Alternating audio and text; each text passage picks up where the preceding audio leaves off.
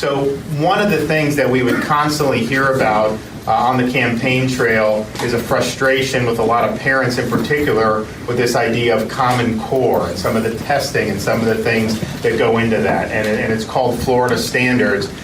Today we are doing an executive order that is going to instruct Commissioner Corcoran to get to work and come up with good standards for the state of Florida, which will include eliminating Common Core and the vestiges of Common Core. Look, let's just try to get this right. We want to be very high quality. We want to demand excellence, but I think we want to do that in a way that's responsive to some of the concerns that we've had over the many number of years. And so the executive order will require the commissioner to provide a roadmap so that we have authentic Florida-based standards.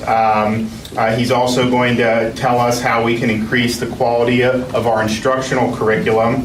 He's going to suggest innovative ways to streamline some of the testing and to make that so that it's something that is measuring success, but we're not just teaching to a test. And then something that's really, really important to me is identifying ways so that we can really make civics education a priority in Florida. But I think when people graduate from a Florida high school, and I think some of the students here, are probably, very good in this regard, but I don't think it's true statewide. You really need to understand what makes America the country it is. We're not a country where everyone has the same religious denomination, where everyone has the same ethnic heritage. What unites us, or what's supposed to, is the idea and certain principles that the country was founded on, that you see reflected in the Constitution, that have really been the focal points for a lot of the great debates we've had in the country's history. And I think it's important that when we're sending some of these students out,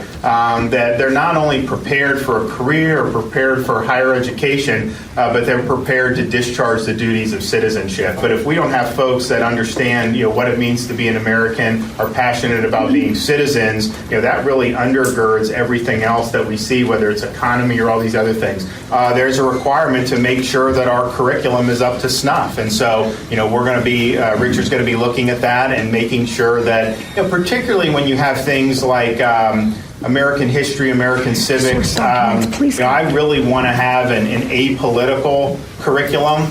I don't want this to where we're trying to smuggle in, kind of modern day partisan politics. That's not what this is about. And to the extent that's been done, where people have shown me examples of that. I don't know necessarily if it was in Florida, but they've showed me textbook examples.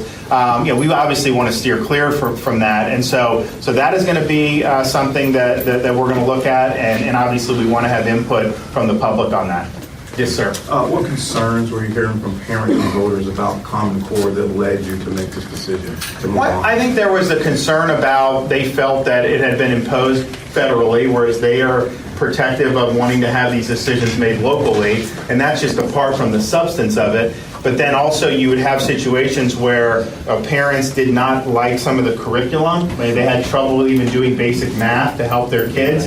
And my thing is like, look, if that's something that is being put in and it's not being received well by the parents, we need to have a system that's flexible enough to understand that. There were a lot of different things I think that people said, and part of it is when you go through the process the right way, even if people don't agree with everything that we end up doing, at least they'll feel like they were listened to. And I think with Common Core, a lot of people just didn't feel like anyone was listening to them. And I think that's a big problem.